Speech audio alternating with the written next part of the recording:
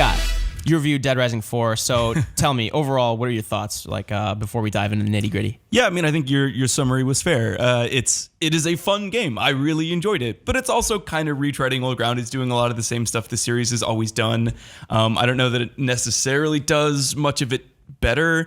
I mean, it sort of depends on the aspect of the game you're talking about, but yeah, I mean, it is more Dead Rising. Do you like hitting zombies with wacky objects? Do you like kind of dark humor and open world settings? Then this is the game for you. Yeah. I played at a few preview events, and again, like you said, it did feel very much like Dead Rising 3 to me, kind of like they were just embracing the chaos of things. They were embracing the creativity of the kills. Not that 1 and 2 didn't have that, but I feel like 3 really, leaned into that crafting. 4 kind of expounded upon that with the mods to your actual body, the exosuit, right? How much did that factor into it? Because that was what I was looking forward to. Not much, actually. So that you can sort of find them around the world, and certain campaign missions kind of force you into one. But unfortunately, you can't just it's not like something you can unlock and have with you at all times. It's just something that's occasionally, as this brief moment, you get to mess around in an exosuit. I mean, right. It's actually just a really, really minor part of the experience. And it's fun when it comes up. It's super, super powerful. So you are essentially invincible for the duration. It's like getting a star in Mario, right? You just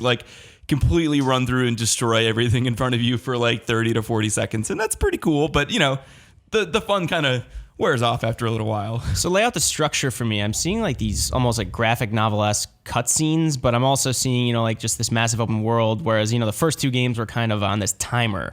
I believe the countdown timer has not returned since Correct. 3 ditched it. What do you think of the overall structure of Dead Rising 4 and its open world and whatnot? Yeah, so there's actually only one little bit of the motion graphic comic thing right at the very beginning. For the most part, it's actually told through fully realized cutscenes, which is nice. I feel like more and more games are kind of shoving their storytelling into weird exposition dumps over semi-static images. So I appreciate that Dead Rising 4 actually gives you full cutscenes with the characters interacting, and you actually see the story happening in real time as opposed to having someone tell you about what's going on later on. So that's actually really nice. I was surprised the story was really good. So for the most part, it is a linear story told within an open world. So if you choose to follow the campaign, you are following, you can't choose what mission you're doing. You just move on to the next thing. But at any time, you can kind of just run around this giant world. And it is, I think, the biggest world in a Dead Rising game.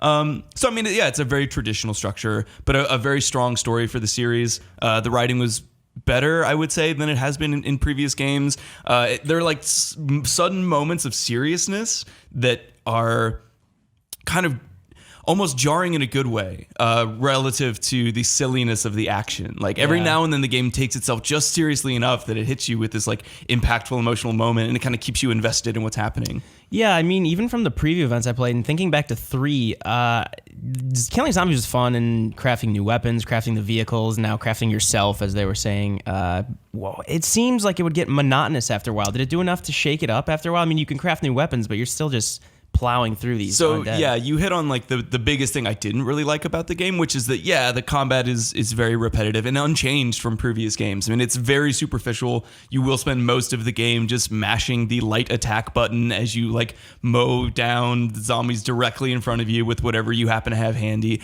which it's totally fun in a superficial kind of way for a while, but it does wear a little thin. And again, the story is actually pretty strong, so it'll keep you interested through the end. And the combo weapons are genuinely funny, and it's fun to kind of seek out new blueprints and see what the world has to offer, because there are all kinds of surprises. The world is actually very deep. Tons of stuff laying around, tons of little secrets to uncover, and part of that is the combo weapons. So there's enough to keep you interested. But yeah, the core combat, the main portion of the gameplay, is a little boring and repetitive. And actually, to circle back to something you mentioned that I totally glazed over and didn't mean to, the timer. So the timer used to kind of keep that interesting. The combat wasn't super exciting, but you were under the gun. You had a timer ticking down, so it felt really tense. You almost didn't care that the actual combat was mechanically kind of routine, right? Because you were so focused on I gotta get here and rescue this person and do this thing.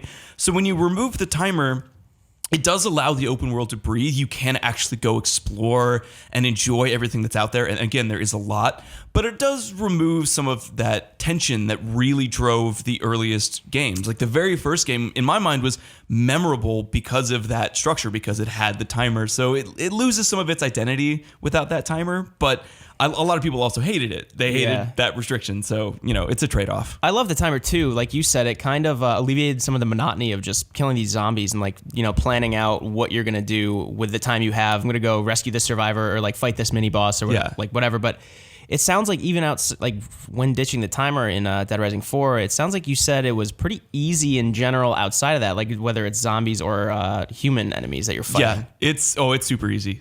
And there's no difficulty setting, to be clear. It's not like I played on easy. It's like, nope, there is one setting, that's it. And I don't think I ever... Well, I never died. I never died once in the entire game. I committed suicide once so I could respawn somewhere else because I was kind of trapped in an area. That was it. That was the only time. So including boss battles, including fights with the super agile new zombies that have introduced to this game, never once even really came close to dying, which, is a pretty sharp contrast to the very first game in this series where you could very easily fail. You could run out of time. People would die if you didn't get to them quickly enough. All kinds of things could go wrong. In this game, it really is more just about the fun of smashing things up and slaughtering zombies and, making your way through the story, which is fine. I mean, it is fun in kind of a popcorn entertainment kind of way, like I said in the review. So it's good. 7 is a good score, right? But it's not great. Yeah. But it's good. But were there any really standout moments that you're gonna really have to remember about your experience with the game, or is it all just so chaotic and silly that none of it really stands out? I mean, yeah. On the spot, there's nothing that comes to mind. It's like, oh my God, you have to play it to see this moment. Yeah, right. But there is just overall, I really liked the tone of the game. I thought the humor was actually pretty well executed. It is this nice mix of cheeky, smart, satirical humor and stuff that's just totally goofy and silly. I really like Frank, his portrayal in this game. He's the returning protagonist from the very first game. He can be a little grating at times because he is kind of a frustrating asshole at moments, and he's kind of arrogant. But that can be really funny. He makes all kinds of commentary throughout the campaign. All his little quips and asides are pretty entertaining and ultimately endearing. So, I mean, there's broad things I like about the game that made me want to keep playing and that made me enjoy my time overall. But yeah, nothing that's it's going to stick with me through, next year or the year after, where I'm just thinking back on something about it. Yeah. Yeah, it reminded me of Dead Rising 3 was one of my early Xbox One games, and I remember that was one of the ones I returned to. It was almost cathartic, despite the fact that it's supposed to be based around it's not really a survival game, but it's about an undead apocalypse and everything. I found it kind of ironic that I would go to that game when I wanted to relax and just plow through zombies and everything. Do you have any I don't know. Do you have any standout weapons you crafted or vehicles that you can, not to put you on the spot? I'm sure I'm seeing the gameplay we're looking at now shows a few. There's a forklift that he did something with. This was kind of an interesting thing, and I thought about talking about this more in the review, but it was a little too into the weeds, and I just ultimately decided to cut it. But here's the thing that's interesting to me about the combo weapons. When it was a survival game, finding certain elements and creating combo weapons felt super special. It was oh my God, I have this thing that's going to keep me alive. I'm so excited. Meaningful, right? Yeah. In the first game, hunting down a mini chainsaw, which is the best weapon in the game, felt so meaningful. You were so excited to have it while it lasted because every weapon was and remains disposable. They all break. Sure. But it used to be so crucial to your survival that it was super exciting to get something good.